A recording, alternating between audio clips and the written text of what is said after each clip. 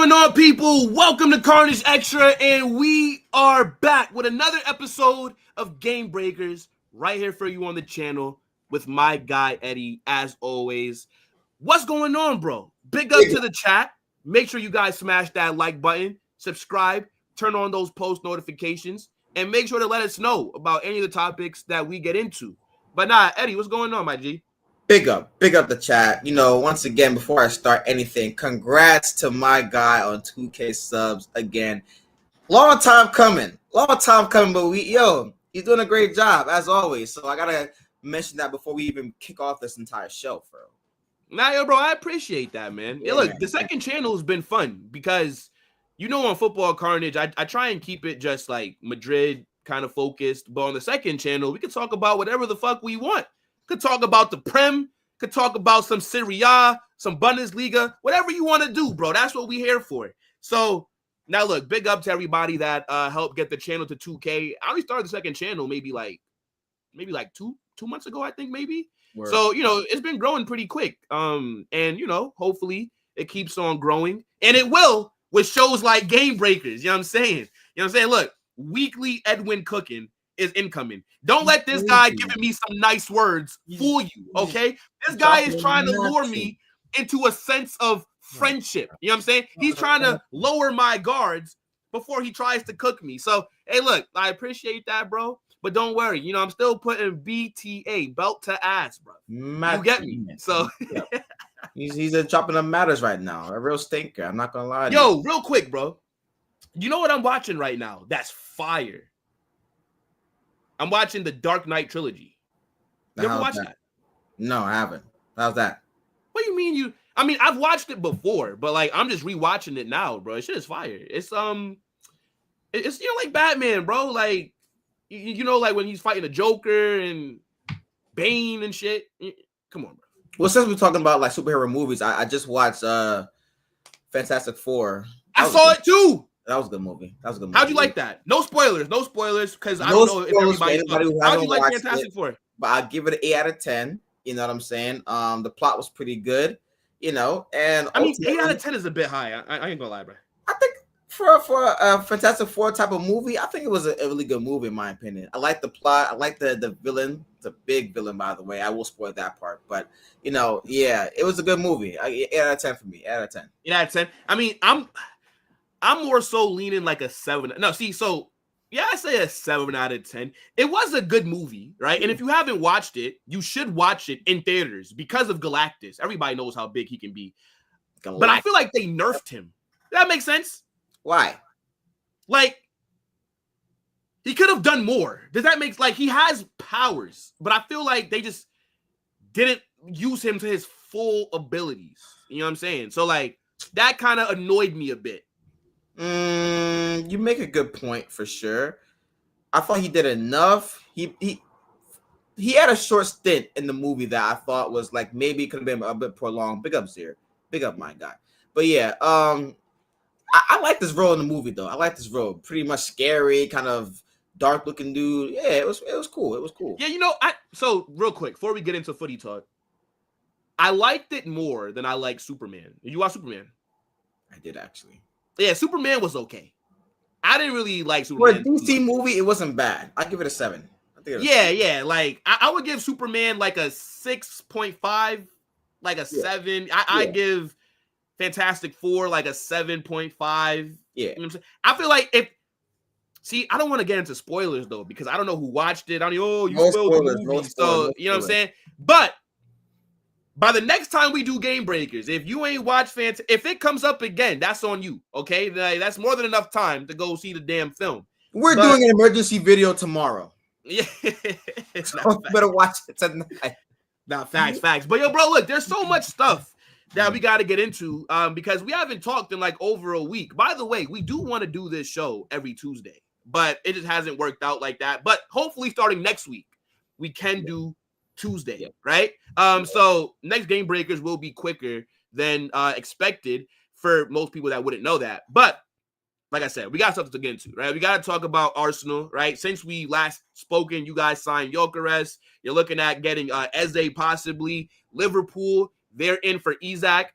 I don't think it's going to happen, me personally, but we'll talk. Sesko, Newcastle United, Manchester United, and then Rodrigo, because for a guy that looked like he was going to get a move, it doesn't seem like he's going anywhere at the moment. So, like I said, man, big up to the chat, smash that like button, subscribe to the channel, and let's just get straight into it with Arsenal first. I mean, look, talk to me about like what you think about what's going on. I know you guys lost to Tottenham, though. Sorry. Yeah. Well, like, where was that against Tottenham, though? Like, where was that against Tottenham? He came on for about 14 minutes. Calm down. And had 2 touches. Okay. 2 touches. Listen, I'm not worried about his touches. I'm worried about more so how he's going to play in the next couple of games when he does play more games, obviously. So, bro, I'm looking forward to opening weekend, Old Trafford, us rolling in with the Bane, the mask, and that bad boy sock on the right. And then hopefully Eze on the left to get us over the line on Old Trafford opening weekend, week 1. Come on, man. Yeah, so tell me like what you're saying for this Eze deal if it does possibly go through. Like, is he the right profile that you need, bro? Yeah, like I'm a bit conflicted. I'm not gonna lie to you. If you were to ask me what I truly want, I do want Eze to come to the team. That's a fact. He's a baller. We all know he's a baller. He's tough, right? I think that he can have that type of Olise type of spark or pretty much that growth that he had when he moved to Bayern. Like, he can have that type of impact when he moves to a bigger club, for sure. But he's not a left winger, though. That's the problem. He's not a left winger. He can play out wide, but he's not a left winger. And the way that we play sometimes, or actually all the time, it's getting a bit too predictable. I mean, the whole left back inverting, Lewis Skelly, great player, by the way, but I feel like he needs to, Arteta talking about, he needs to change up the entire tactics and allow Lewis Skelly to be more of a fullback that bombs forward, that overlaps, to keep that width there. If Eze comes, Eze is not he's not a touchline winger. He's going to cut inside. He's going to find a way to be more central, which is what he's been playing for the majority of his career. And so, I'm not sure if it's going to work in that case. But I will say the quality of player, Eze, Saka, Gyökeres is like our front 3. I would take that any day over Martinelli / Trossard in that front 3. And so, I think that I do want Eze. I want him to come in and challenge to Odegaard, but he's not going to drop Odegaard. Let's be honest. That's Arteta's guy. He's a captain, and right now it's a big season for Odegaard as well too. I got to keep that on track because this guy right here, he has performed pretty bad the past year or so. And a guy who we saw a couple of years ago was electrifying, lighting up the place. He needs a big season. And I thought that Eze would be that replacement or that guy that could push him to do that. But obviously, we're looking forward to him being that left winger profile kind of guy. So if you really ask me, I don't know how it's going to work out because of the way we play currently. He has to find some type of tweaks to have a natural left back if we were going to use Eze, for instance, to be on that left wing. But I do want Eze, though. I would take Eze for sure. And it's looking like, by the way, that his release clause is expiring on the 17th. Tonight. Are you sure about that? Yeah. I didn't know. Eze's release clause expires tonight, but Arsenal don't want to pay the release clause because they feel like they can negotiate a lower fee. Tonight, you said? Yeah, bro, go look it up. Look it up. Yeah, while you look that up, okay, I do want to see what the chat's saying because people aren't really rating what Arsenal got going on at the moment, bro. Are you seeing how the chat's talking about your player, Gyökeres, and these different things? They're saying that he wears the mask because it covers up the fact that he stinks and things like this, bro. You know what it is? I think with the summer window that Arsenal have had so far, it's been decent, but I don't think it's been good enough. When I look at what Liverpool are doing, right, with bringing in Ekitike, Florian Wirtz, Milos Kerkez, Jeremy Frimpong, and then possibly Isak, because they're trying to get that deal done, right? For me, the team that already won the league this past season is already ahead of you, right? And then now you look at also Man City. They've made some very good signings as well. I think, that they're going to be a big contender. We know what they can do. Pep Guardiola always seems to bounce back. Then you have Chelsea, right? they're having a good summer, right? They just won the Club World Cup. That's going to be a momentum boost for them, right? João Pedro looks good. They just signed Jarrell Hato. They're also about to bring in Xavi Simons. They're looking like they could also take a step up, right? I think Arsenal's business, again, it's been good, but I just don't think it's enough. And in my opinion, you guys have a lot of pressure on you to win next season. And I just don't think it's going to happen. And I think this needs to be Arteta's last season, if we're being honest, bro.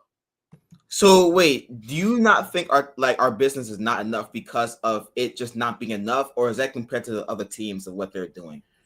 Compared to what other teams are doing. So, for example, if Liverpool would have just went out there, let's say if Liverpool would have just signed Frimpong, Ekitike, and Kirkes, I would have said, okay, that's good business. And I would still have them over you because of what they did last season. But I think then the gap would be closer. But now that they've gotten Florian Wirtz and maybe Isak, like that puts them over the edge, in my opinion. Okay. So let's start there, right? They don't have Isak right now, so that's a maybe. It's obviously possibilities with that, right? So that we're not going to include him in the deal. We're going to talk about people who have been signed so far. Okay. Florian Wirtz is the only upgrade that they have signed. No. What do you mean the only one? How so?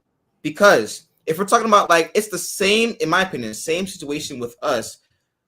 You're looking to replace Trent, who, by the way, was one of the best, or probably the best, arguably the best right back in the world, right? Okay. You're looking to replace him with Jeremy Frimpong. Now, I'm not saying that it can't work out with him, right? But you're kind of downgrading on that sense. I think we praise Liverpool for how quickly they made the business to replace Trent. But if you're looking about like for like in the system and what they're playing right now, Jeremy Frimpong is not Trent. He's not. No, I agree, and that is a downgrade. Effectively either.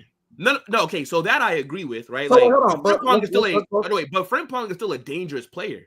What I think though is, so for me, Frimpong is the worst signing, but he's still, I think, going to be a good player for them. Does that make sense? So, for example, look at Milos Kerkez, arguably one of the best left backs in the Prem last season with Bournemouth. Andy Robertson was cooked. This man hamstrings is made out of Swiss cheese. He's finished. And then they go get Milos Kerkez. That's an automatic upgrade at left back. Yeah. Now you go into the midfield, right? It's an upgrade until he plays, because he has. What do you mean? Well, but he's already Premier League proven. We know he can play in their system, because obviously, we know he's Premier League proven, but in their system, and we all know that Liverpool do things differently with their fullbacks than mostly any other team in the Premier League. In their system, it's all dependent on how he plays, which is why I was saying before about Kirkes, about Frimpong. Frimpong was a guy that was playing further up, a wingback type of player in Leverkusen. He's going to come into a back four and be asked to do the same thing? Probably not. So it's all dependent on how he plays. But wait, bro. I'll give you Frimpong. From Trent to Frimpong is a downgrade. That I give you.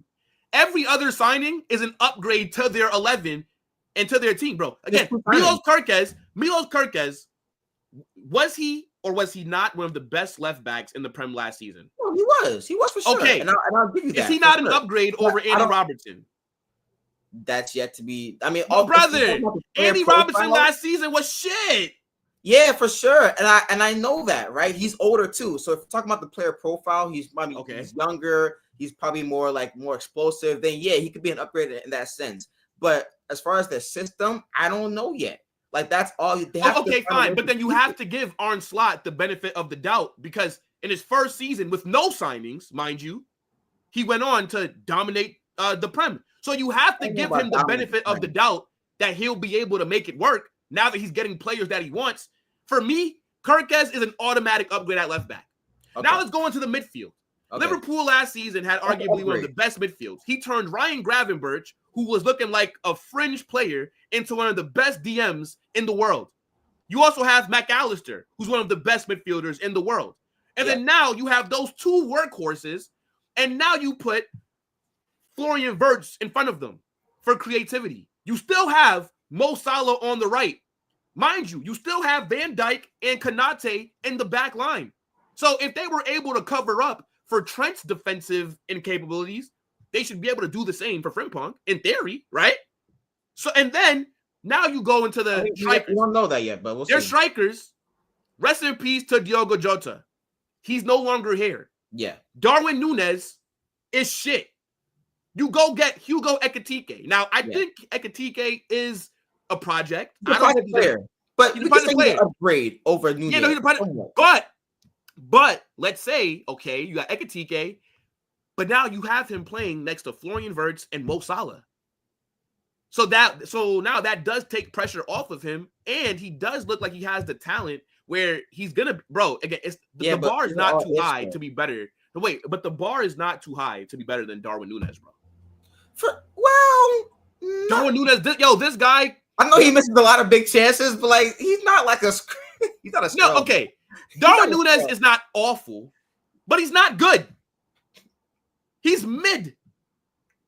Okay, so Ekitike is an upgrade over him, unless but he can't. But he's a project player though, so we don't know that yet, right? So okay, Edwin, by the way, hold on. By the way, right?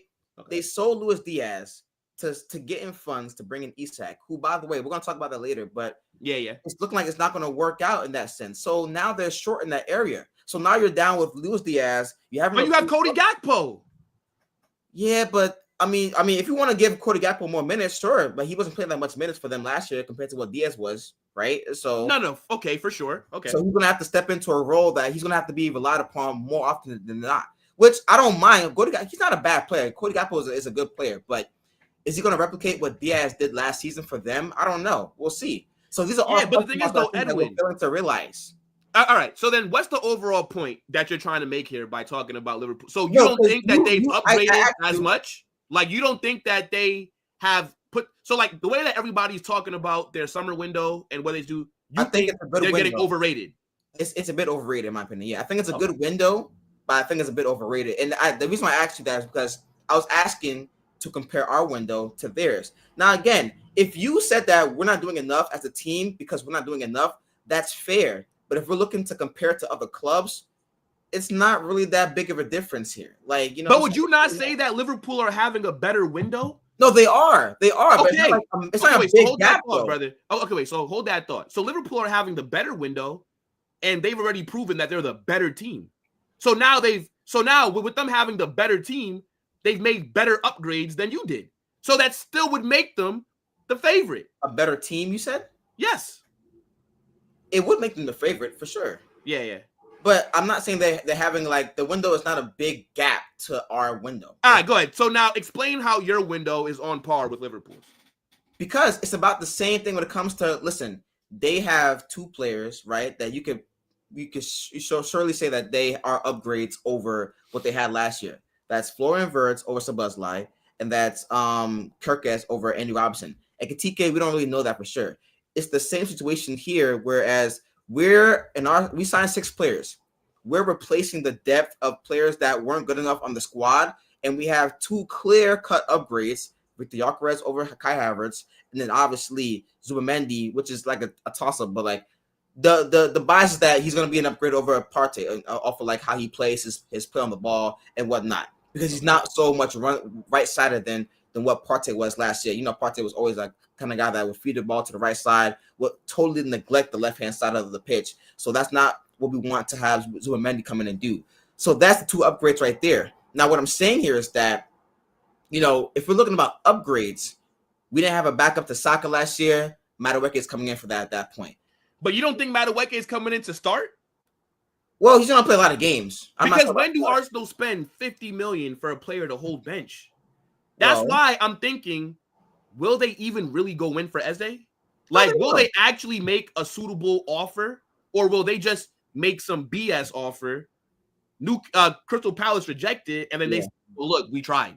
Yeah. I mean, it's a good point. I don't know, but I think we will go in for Eze for sure. I think Madueke will be a player that's going to play a lot of games this year. And the only reason why he's not going to start right away, in my opinion, is because he just came off of, like, you know, the tour with Chelsea. Like, he's taking his break. He hasn't played any type of preseason game, so it's going to be hard for him to get, like, up to speed just right out the gate. So he's not going to play a lot of games in the beginning. But, yeah, he's going to play a lot of games moving forward, though, for sure. But, like, still an upgrade over what we had in the past, which is not really saying much. But I'm saying we're replacing some of our depth with some new depth that people can rate more so than not.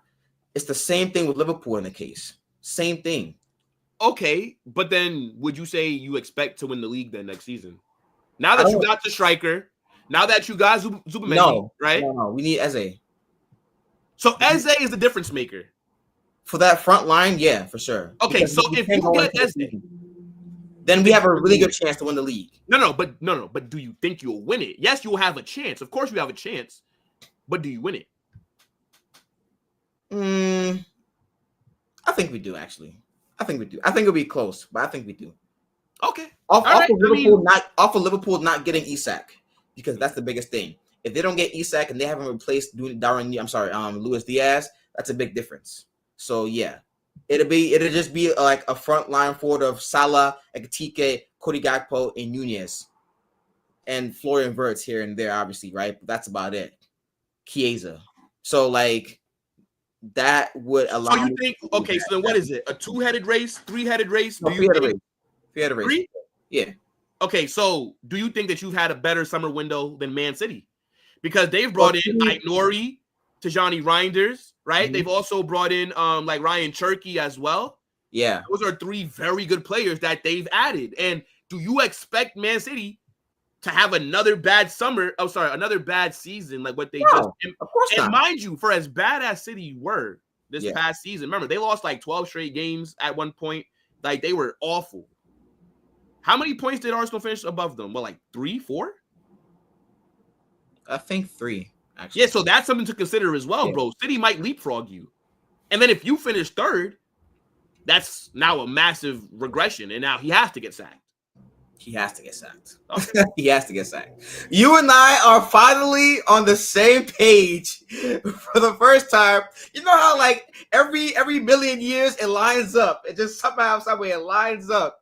So yeah, either he wins a big trophy this year, because we're not talking about FA Cup, Carabao Cup. No. We're talking about like Premier League or Champions League. If he wins one of those 2 trophies, or he's sacked. But I think he should be sacked right now. That's the thing. Because we know he's not going to win it. No, but like he hasn't had the team. He hasn't had a team like this ever. So it's different circumstances, right? So okay, so you're saying no excuses next season. No excuses. No excuses. He has. No.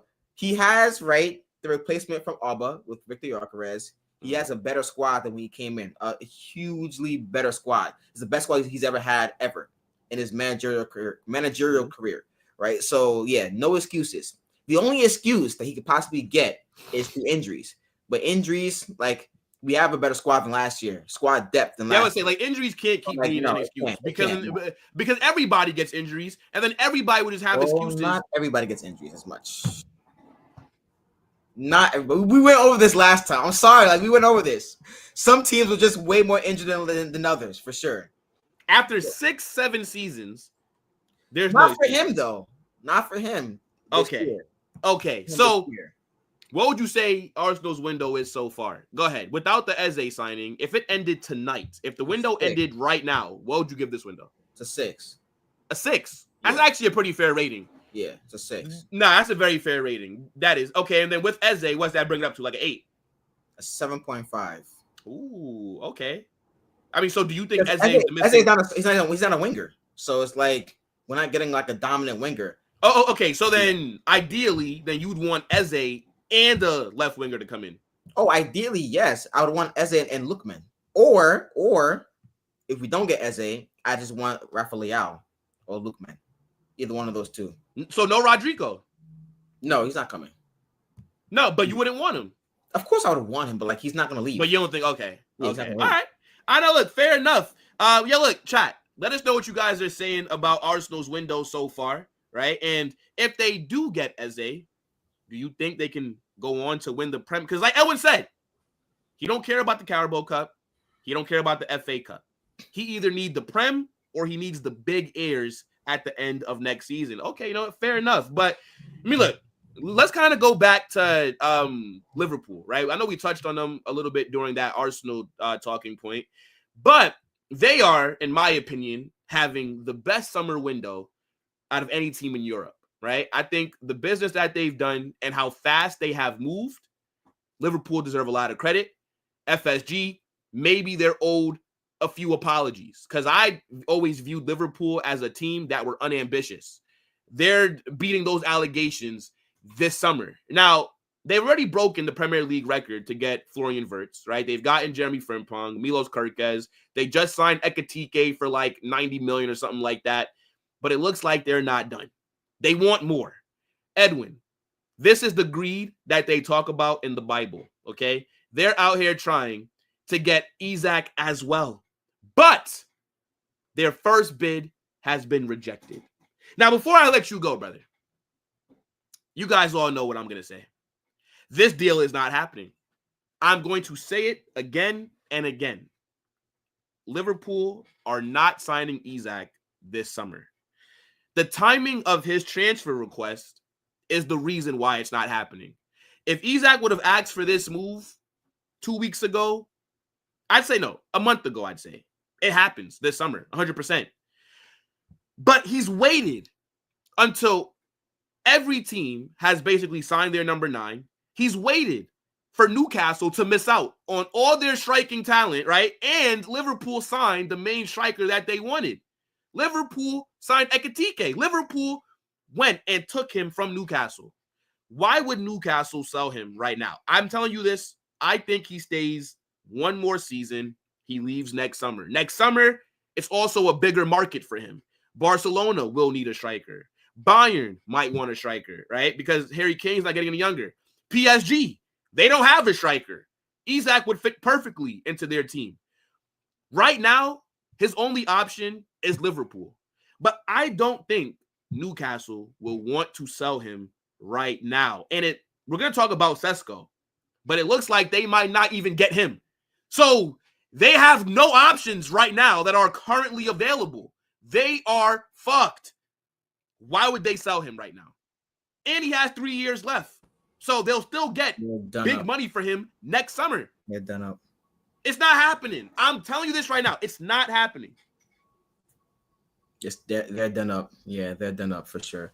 Yeah, I don't know why people still think that there's a possibility. I mean, Ben Jacobs just came out recently, said that the deal is off. Like, they're not coming in with a second bid. He did, actually. Yeah. He came out and said they will not return for another bid. Multiple There's no reports. way. I'm so serious. Go look it up. I'm so serious. Look it up right now. Did Ben Jacobs just say that?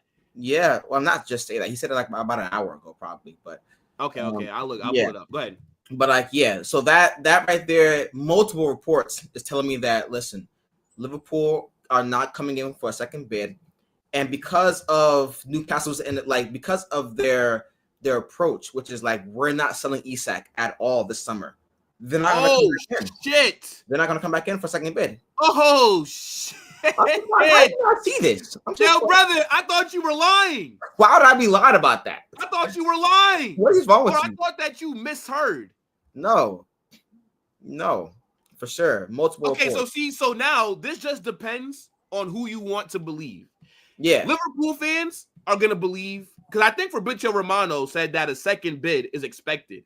So Liverpool fans are gonna believe Romano. If you're a Newcastle fan, or if you're somebody that just does not think the deal's gonna happen, then you're gonna believe Ben Jacobs. You know, like, everybody picks and choose what news they want to say is real or not. The reason that I don't think it's gonna happen is just because I don't think Newcastle will be able to get anybody in right now. Everybody's been signed. Gyökeres is at Arsenal. Liam Delap is at Chelsea. João Pedro is at Chelsea. Yes, Sesko looks like he might go to Manchester United. Like, they just don't. There's nobody for them to get. And you know what's crazy, bro? Newcastle literally made the Champions League for no reason. They didn't even no reason. They got in. They won their first trophy in 70 plus years. They've been rejected by everyone. The only 2 signings that they've made so far is Anthony Elanga and Aaron Ramsdale. You don't need the Champions League to get those 2 players. And Isak has requested a transfer, bro. Like, this has been an awful summer window if you're Newcastle. But again, I just don't think Newcastle will sell. It doesn't matter what kind of offer Liverpool make. Yeah. Legally, he is a Newcastle player for at least the next 3 years. Yeah. If they don't want to sell him, there's nothing Isak or Liverpool can do about it. Yeah. I mean, like, the only problem is like keeping an unhappy player at the club. That's like, he's like your main he's like the biggest player at the club, right? So yeah. But again, there's no player bigger than the club itself. So, like you said, they don't have to sell him if they don't want to sell him. That's a fact. And by the way, you keep on saying this. I just want to emphasize this like a lot. Like, Okay. they have no replacement for him right now. If they sell Isak right now and they lose on the chance of getting Sesko, for instance, their next striker is like some 19-year-old striker. No backup. Yo, come on now. Let's be for real. You don't have Callum Wilson there anymore as like a second striker. Like, who is the replacement? So they are entitled to say, hell no, I'm not selling Isak until I get a replacement that I think I can win with in the next near future. Because right now, there's no like ready-made striker on the market right now. The only option really is Sesko. He's not ready-made. He's a project player. And so, like, you have to be banking on the future with the Isak funds, like reinvigorating the squad, getting new players, and hoping you guys can grow that way with the managerial like tactics that you have there. But no, they cannot sell Isak right now, and we're all seeing it so far. Liverpool, I don't care what people say about Liverpool and like their approach to how they're going to try and get Isak. It makes zero sense for them to do that because, like you said before, they're in Champions League. They're going to go to Champions League and risk a riot from their fans with starting a 19-year-old striker in the Champions League game away to whoever, to Real Madrid or whatever. That's crazy. Okay, so no, it makes no sense for both parties. It really, in this case, it really doesn't make any sense. Yeah. So I hear you, bro. And the thing is, no, Isak cannot terminate his contract. That's not how that works, because then if that was the case, then there would be no transfer fees being paid. Everybody would just cancel their contracts and then move to a different club. Not fact. That's not how that works. Legally, he is a Newcastle player for the next 3 years, right? And they have all the leverage right now. They don't have to sell. If they don't want to sell him, then they just won't. And again, Liverpool messed up by not, and again, this is why I'm blaming Isak. He should have made this transfer request before Liverpool signed Ekitike. If Newcastle would have got Ekitike, I believe Isak is a Liverpool player. But the fact that they lost out on Ekitike to Liverpool, and then after missing out on the main striker target that we had, now you think you're gonna come and then sign Isak as well. Come on, bro. Like, that's just wild to think that they would do that, bro. Like, these Middle Eastern owners do not buy clubs to be selling clubs. They want to compete. They want to be up there with the best. Saudi did not buy Newcastle to give their best players to the people that they're trying to catch up to. Yeah. Again, what I think happens is that they tell Isak, you have to stay one more year. We're not selling you this summer. Now, Isak could do one of two things. He can either report to training or he can hold out. But just because he holds out, they still don't have to sell him. And on top of that, now he's going to be getting fined every day that you miss. This is how it works in sports. You get fined. And I don't think Isak's going to want to deal with that. He doesn't want to, because I don't think Isak would want to ruin the relationship that he has with Newcastle anyways, right? Because he should be considered a legend. Like, he's a club legend right now, for sure. He should be. Yeah. So I think they tell him one more year. Next summer, your market's a lot bigger. Newcastle, right? They will now have more leverage. Next summer, Liverpool will come back in for him. So if you want Liverpool, it's there. PSG, like I said, Bayern, Barca, whoever. Teams will come in for Isak. Right now, his market is just not there. So, I don't know. Man, imagine Liverpool coming in again next year for that. That'd be crazy. But yeah. And then right, also, in terms of him terminating his contract, he would have to agree to that. Like, people don't understand that. So, like, he would have to agree, and also Newcastle would have to agree on a contract termination. It's not just a one-party thing, right? Now, for example, if Newcastle wanted to terminate his contract, they would have to pay him all the money he's owed. But I believe if like a player wants to do that, there's like clauses in these contracts where you cannot, because then everybody would just do it. Does that make sense, bro? Again, I don't think it's gonna happen. And I didn't even realize that Ben Jacobs said this. I didn't realize that, bro. Yeah, man. Like, honestly, but It makes perfect sense, though. It does too. Initially, when I saw the reports about Liverpool coming in for Isak, I was like, well, how is that going to work? Because obviously Newcastle are going to want like a record fee for him. He'd be the third highest in history, possibly for like, fees ever, not just Premier League, but forever. He'd want an increase in wages. But then as we're going on the deal and they're agreeing on the personal terms and Liverpool are selling players to make the money, still, it all depends on what Newcastle want to do. And if they don't want to sell the player, they don't want to sell the player at all. Like, honestly, it's not rocket science here for sure. No Sesko, no selling of Isak.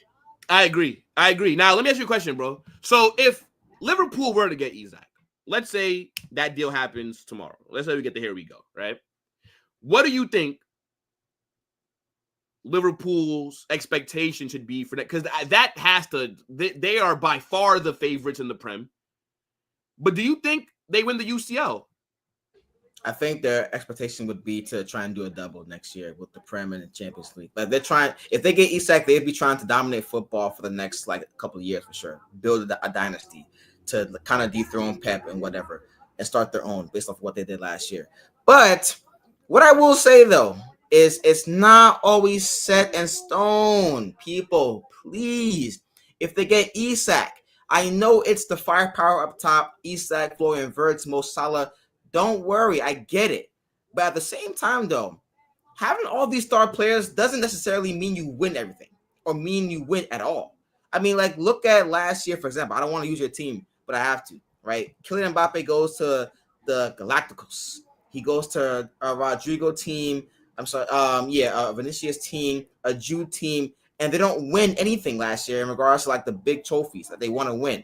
And so, like, you have that period of where it's going to be a bit difficult for them to kind of adjust to the playing style. The manager, by the way, Onslaught has never managed big egos like this before, like all these big egos in one setting. So that's different as well, too. Does Mo Salah want to be the main man? Does Isak want to come in and be the main man? All these questions are very much important. So even if they got Isak, it still wouldn't mean that, okay, cool, just give them the Premier League title. Like, no, come on, let's be for real. But I'm be real. No. If they get Isak, bro, stop. Edwin, stop. If they get Isak, bro, unless you have to, you must believe in tactics here, bro. If they get Isak, the only way for another team to win the Prem, Liverpool would need to be hit with a massive injury crisis. Like, they would need a couple Isak is an injured player. To the end? Isak is an injury type of player. No. That's true. He does pick up knocks. A lot of injuries. But think about it. Liverpool are the favorites without Isak. Without him.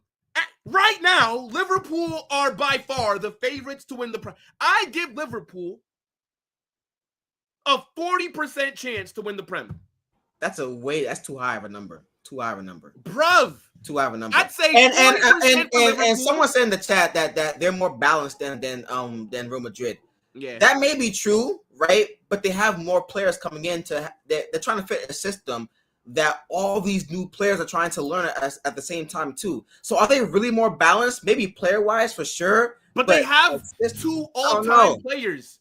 Okay, I win. Is Van Dijk not arguably the best defender that you've ever seen?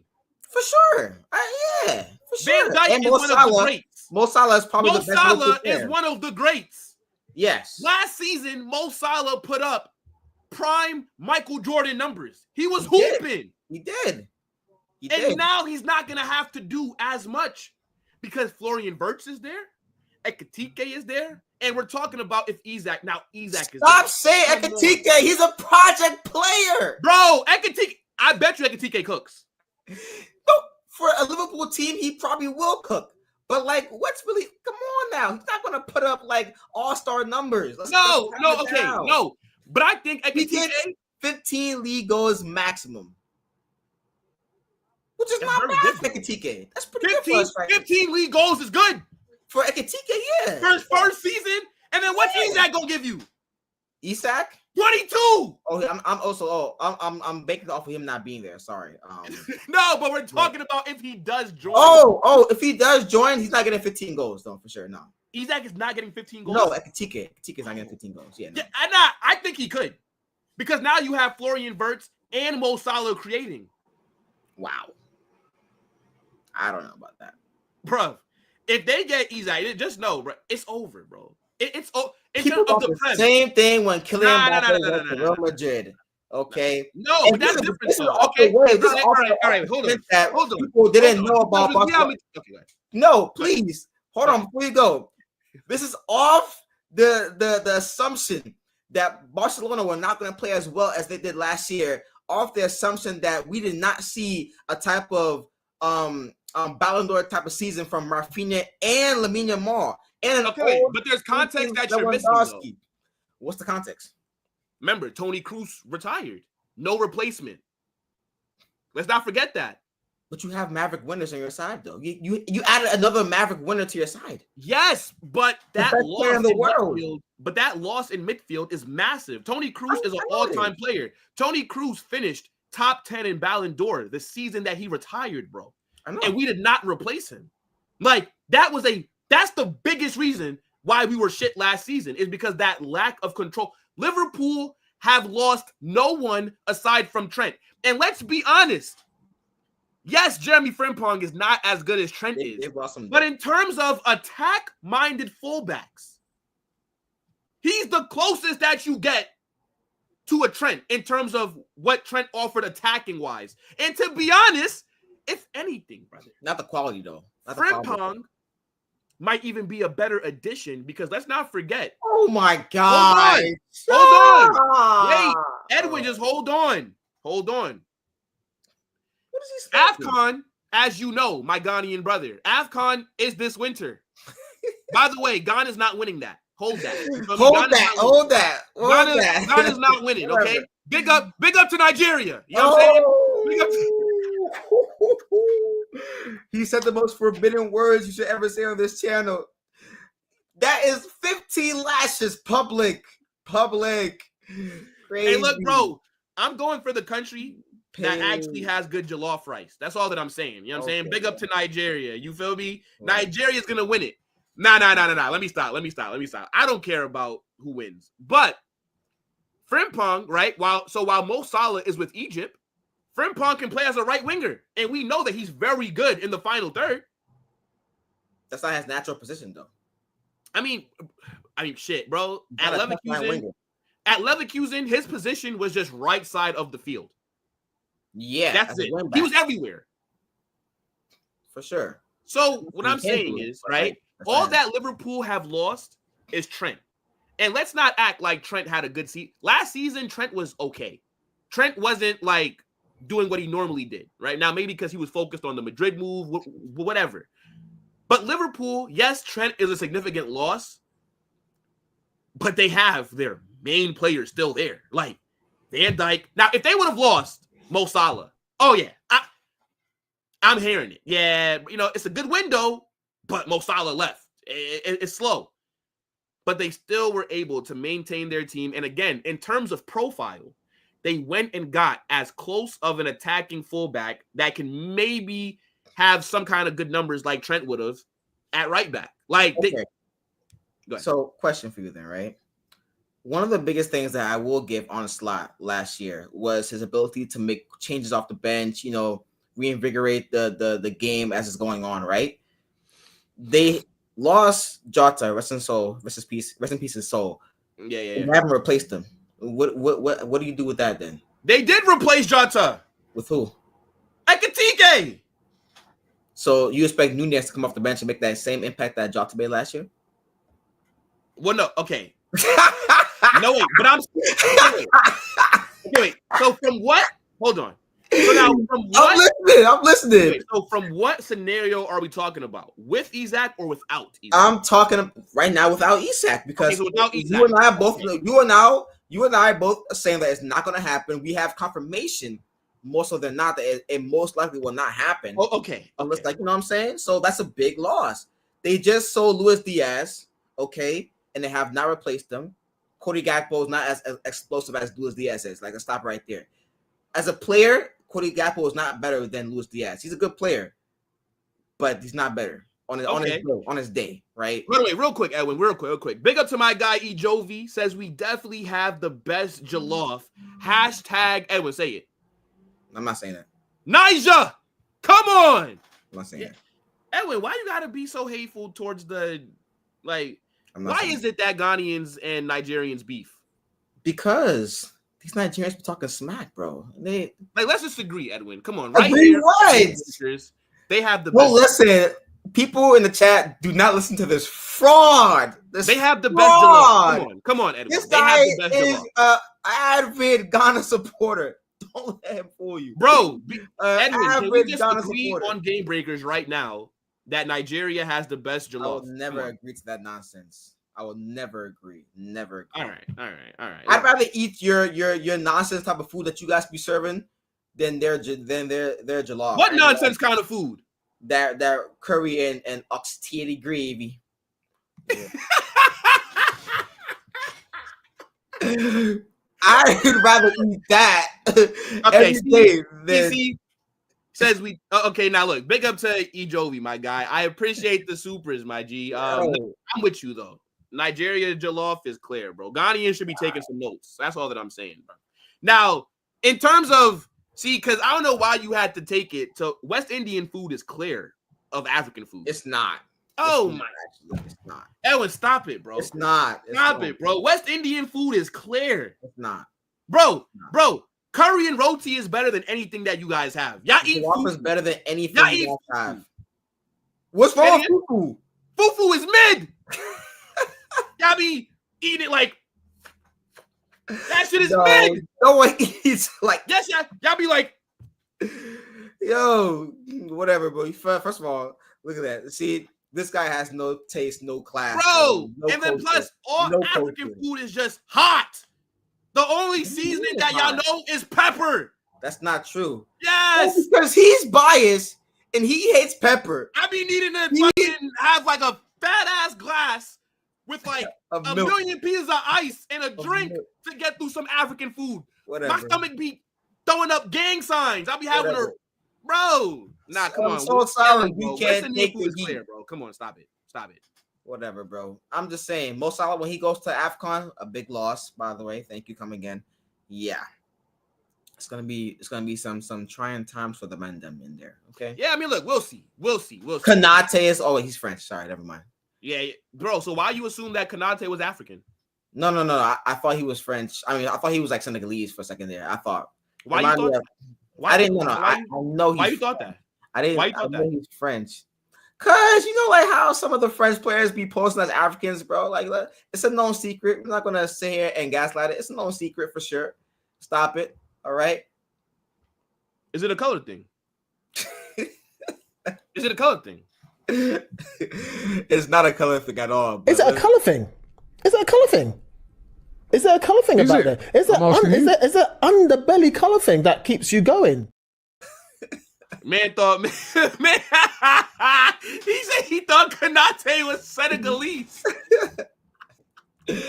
No, I knew he was French, but like I was looking for African players in their squad, and he first that came to mind was him. I'm not gonna lie to you. Nah, look, fair enough. Yo, bro.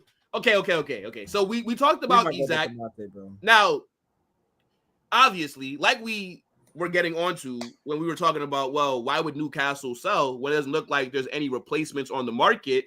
One deal that does give Liverpool a chance of signing him is what happens with Benjamin Sesko. Now, Newcastle are in for him, but so are Manchester United. And a lot of reports are saying that Manchester United are the favorites to sign him. If you were Sesko, what would you do? If I was Sesko, I would not go to United. I would not go to United ever. I'm not gonna lie to you, but because Sesko, I'm sure he wants to still be playing in the Champions League. Newcastle have that. He wants to be playing in a better system right now. Newcastle have that. More better players as well too, as an entirety. Touchline hold that, by the way. Newcastle will be the better option. They're more likely in the next 2 years to be on closer to challenging for bigger and better things than United are. Even though United fans will be like, oh, but we won trophies in the past. Yeah, but your structure sucks. Okay, your team sucks still. All right, so yeah, he'd be the best option. Not saying much. Rasmus Højlund, Xerxes. Okay, calm down. He'd be the best option out of all those three. I mean, out of all those two. But let's keep it a buck here. He going to Newcastle would be a better option. He'd be the main guy. He'd also be a guy that there's like a clear-cut plan to not allow him to receive less pressure, even though he's in Champions League football. Because again, project player, but Newcastle are selling Isak to get him for the future. They want to build the squad as a whole, and he can be a part of that rebuilding. Now, United going to United, it's a bit more pressure playing for a bigger club for sure. So yeah, it wouldn't make sense for him to go in that situation, especially if the team is not playing well at the moment in time, if they're still trying to find themselves. I know they got Mbeumo, I know they got Cunha, but those are still adding on to the pot that's burned. They need to find a way to scrub out the mess before they decide to start challenging again. And for me personally, Newcastle will be the best option. Let's keep it a buck. That was a good analogy. That was a good analogy. You were thinking about saying that for like a week, weren't you? I cooked with that one. I ain't gonna lie to you. United, Menu is burnt. They burnt over there. These bums. Hold that. So I agree with you in terms of Newcastle at the moment looks more stable than Manchester United. They're in Champions League football. They have a better manager, and they do look like they're on a team that is more so on the up, despite them having a shit summer window so far. But where I think that you're wrong is that Manchester United, even though they're shit, even though they've fallen off massively, they're still an elite club name-wise. And I think playing for Manchester United is a lot more attractive than playing for Newcastle United.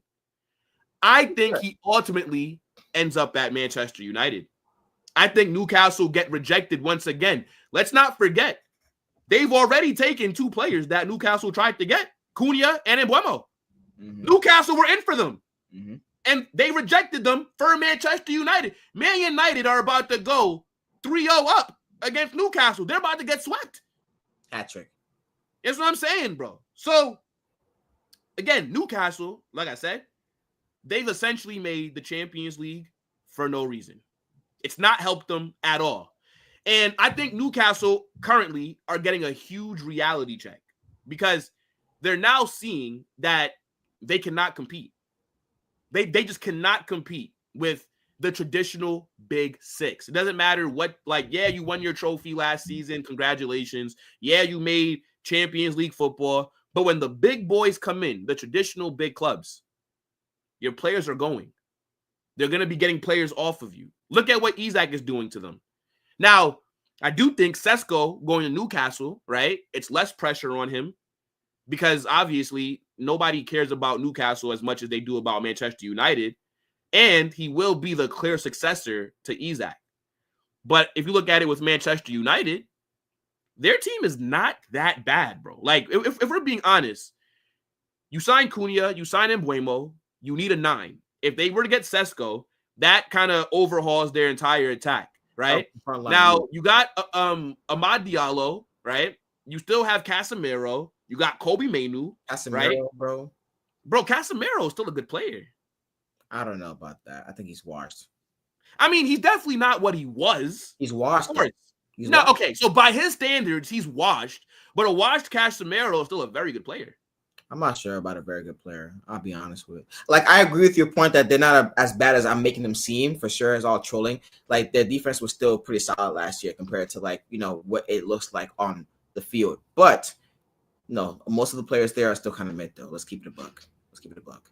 Okay. He's washed. He's not a guy that you should be looking forward to, winning you games in that midfield. Like, no, he's not that kind of player no more. All right. So I hear you on why you think Newcastle's a better fit, but do you genuinely think that that's where he ends up?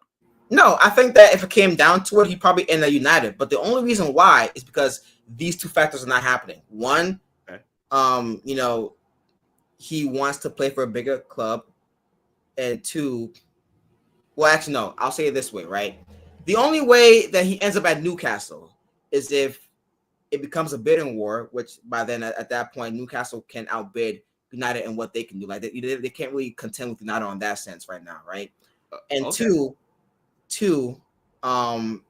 he wants to play for a club that has less pressure. That's really much it. He doesn't care about playing for any club because of the name, stature, and whatnot. But if it becomes a bigger bidding war, pressure regardless, because now you're following up as the replacement for Isak, and but that could be replacing a player. You're replacing a player and playing for a club that's not as big a stature as United versus becoming the main man and playing for United. That's a bit different here. I know Isak is a great player; he's a legend right now, but it's still Newcastle United compared to Manchester United. So it's a big difference. I actually agree. Okay. Yeah, I mean, look, I predict he ends up at Manchester United. And again, this is a big reason because this transfer has ripple effects. Because if they miss out on Sesko, I just don't understand. I just don't see how then now Isak can possibly. Again, this is why I'm saying Isak is an idiot for waiting so long. He should have said this a month ago, bro. He would be a Liverpool player already if he requested this transfer a month ago. How can you give Newcastle no options, bro? You know what I think the reason for that is? This is my theory, and it may align with what you're saying, right? Okay. I think Isak never really had intentions to leave until Newcastle were in for Ekitike. But when you saw the reports about them bidding for Ekitike, they want Ekitike, and possibility of bringing him in, Isak is like, wait, what the heck is I'm the main man at Newcastle. I don't want to play in a 2-striker system. Now I want to leave. That's why I think everything that's my own philosophy or my own reasoning as to why he's acting like this right now. He never really wanted to leave. He was happy. He was decent, at the club. But now that they made the move for Ekitike, it's are you bringing in my replacement already at this point? After I won you a trophy for the first time in 66 years, got to Champions League football. That's why I think it's all going downhill from. Okay, I can see that logic. I can. Yeah. But I have to disagree with you because I'm pretty sure that Newcastle would have known that Isak is wanted by big clubs. And they have to know that they're not going to be able to keep Isak forever. He's not going to be a one guy or he's not going to be at Newcastle for the rest of his career, right? He's eventually going to leave. I think they viewed it as Ekitike is a good opportunity on the market that can be his successor. Now, I remember the report saying that they wanted to play with both of them, right? Yeah. And then, maybe Isak can then get the move next summer. Because remember, there's been talks before this window even opened about Liverpool, about maybe Arsenal with with Isak. Who else? He was getting linked to a lot of clubs. Remember? So I think Newcastle they weren't trying to be in a situation to where he's leaving them, and now they are. So the situation that they're in right now is what I think they tried to avoid, right? They already wanted Ekitike's replacement there, so that now they don't have to be in the market. And then when you sell Isak, let's get one thing very clear: because Isak is gonna go for a record bid, when he leaves. Now the price goes up in any negotiations that Newcastle now enter because we all know that you got 150 million to spend. So now if you want Sesko, originally we asked for 80 million, but we just saw what Liverpool gave you. Now Sesko's 100 because you're desperate. You need to sign somebody. Yeah. So I think they tried to position themselves to already have. And by the way, Ekitike and Isak are very similar profiles. They're very good on the ball, right? They can kind of do similar things. I think they just tried to have that replacement there so that when this day came that he requested to leave, they didn't have to scramble in the market. That's kind of how I view it. Yeah, I mean, you make a good point as well, too. I think that point may be a bit more reasonable if it were maybe say he had about 2 more years left as opposed to 3. I think the timing right now is what's kind of doing it for me. Wait, but also, bro, don't forget they did have issues with contract extension talks. Remember? Yeah. I think why do I keep saying Ekitike? I think Isak wanted 300K, but I don't think Newcastle were willing to give him that. I feel like maybe that could be the reasoning. It could be a reason. It could be a reason. Yeah. I don't know. It could be a lot of reasons actually, but listen. I mean, so real quick, so back to Sesko, how do you think he does for Manchester United? Like, if he does go there, like, do you think, because they've basically revamped their attack, do you think, what are your expectations for Manchester United with the signing so far? Like, surely they're not going to finish in the bottom half again. There's no way. No, for sure not. They have too much attacking power for them to do that, for sure. I think if he goes to United, he'll be a good player for them. Now, they're going to still go through growing pains of him, like, becoming that striker that they all want to see him develop into, but he'll still be a good player. I think he's better than Xerxes. I think he's better than Hoyland. He's better than probably any of their attacking options. Is he better than Xerxes? I think so, he is. I think so. I mean, maybe as like a out-and-out 9, I guess, but I think Xerxes is more talented than Sesko. I think more it's talented? More talented. The thing is, I think I like Sesko's profile more than I like him as a player because he hasn't proven anything to me yet. So, like, guy is 6'5", he's fast as shit, and he does have great shot power. What he needs is a manager that's going to help him be more clinical in the final third, and that could maybe help him with, like, his off-the-ball movement. But, like, he has all the physical tools. I think Sesko will be a good signing. But I don't think he's better than... I mean, I view Xerxes as like a hybrid of, like, a striker and, like, a 10. Kind of, you know what I'm saying? Like, yeah, like he's like a false 9 kind of guy in their system, like drops deep, which is what I think they don't need right now to try and develop for the future. They have to have a clear plan. Unless Emery wants to do that, that's fine. He could do that, but that's not what Sesko is anyway either. So you'd be bringing him in to change up his style of play. I don't know of what he's not really at strength at either. So I think if it comes down to what I think they should be doing, then he's a better fit. He's a better player than Xerxes. Yeah. Okay. I mean, look, fair enough. Chat, let us know what you guys are saying about Sesko and where he should go. I'm saying Manchester United. Edwin, you're saying United. United? Okay. Well, you can't say Newcastle or Manchester. Wait. Manchester. All right. Fair enough. No, stop it. When I say United, you know what I mean when I say United. Like, what are you talking about? Like, stop it. I don't want to assume. We don't say Newcastle United. We don't say United for Newcastle. We say Newcastle. Who are you talking about? I don't want to assume, brother. I'm just asking for clarification, brother. Fair, you get me? Fair. But look, last topic, man. Bro, talk to me about Rodrigo because it seems like all the news of him leaving has gone away. And even though I predicted he would leave, I'm actually starting to change my mind. I think Rodrigo stays at Real Madrid. I think he wants to stay. I think he wants to fight for his place and, prove to Xabi Alonso that he can work in whatever system he plans on running. I mean, good luck. Like, what do you think about just the Rodrigo situation currently? Yeah, good luck to that. I mean, you're not going to get playing time, honestly. Why do you say that? Because I look at the Club World Cup as an example. Like, that was the defining moment for me where he had the opportunity. Xabi Alonso had the opportunity to play him multiple times. Even bring him on, didn't do that. And so I can see what you're saying. If he brought him in as like a super sub, maybe start one game, but didn't play him for the next 2 other games. But he was seldomly playing this guy. And so I think that he has no plans for him. I'd be really surprised if he has like any type of way to get back into like to starting regular football again, because you have Arda Güler, who is more favored than him right now. You have Endrick, probably who's more favored than him right now. So I don't know. I feel like he is just falling down the pecking order, and that's without the 2 players that love to play on the inside of the pitch. So I can't see any path of him getting to what he was before or what he wants to do, which is to play regular football. I think though that his chances of leaving is very, very slim though, because if all those reports about him having that talk with Xabi, about his future, like I haven't had any report ever since about where the direction is in regards to like how that talk went and whatnot.